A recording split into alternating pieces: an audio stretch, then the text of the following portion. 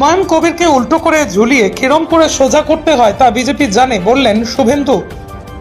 নন্দীগ্রামের 5 নম্বর মণ্ডলের বিরুলিয়া 147 নম্বর বুথে বিজেপির কার্যকর্তা গ্রামবাসীদের সাথে বসে প্রধানমন্ত্রী নরেন্দ্র মোদীর মন কি বাত অনুষ্ঠান শুনলাম।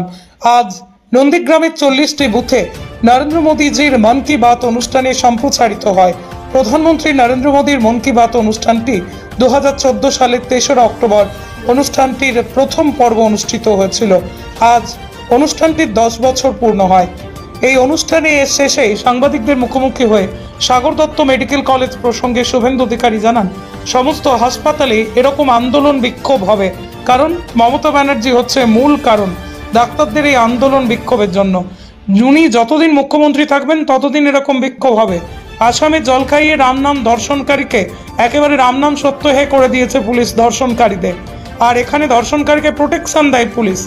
আজ ভীষণ লজ্জার, ধর্ষণকারী পুলিশ এবং ডাক্তার একসঙ্গে জেলে রয়েছে। এরপরেই হুমায়ুন কবির বলেন, হুমায়ুন কবিরকে উদ্দেশ্য করে তিনি বলেন, উনি সবসময় এরকম বিতর্কিত মন্তব্য করে প্রচারের আলোয় থাকতে ভালোবাসেন।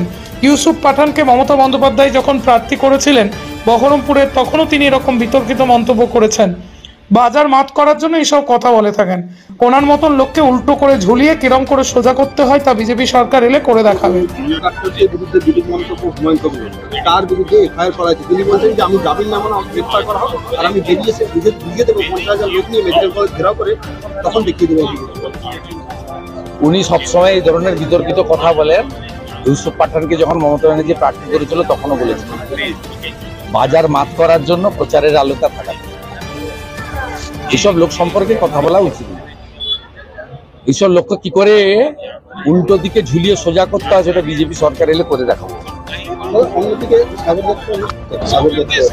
সব জায়গায় হবে। মমতা ব্যানার্জি হচ্ছে সমস্যার মূল কারণ।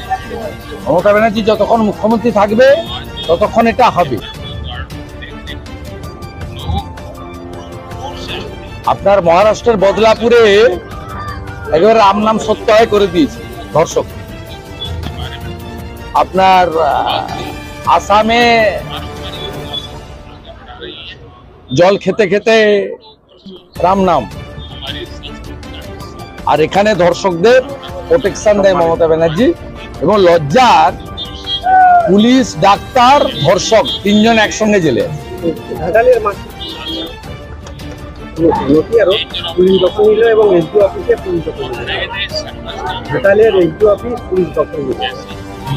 আমি এটা বলতে পারবো না। আমার মনে হয় থানাতে জল ঢোকার জন্য হয়েছে, না জেনে বলা ঠিক হবে।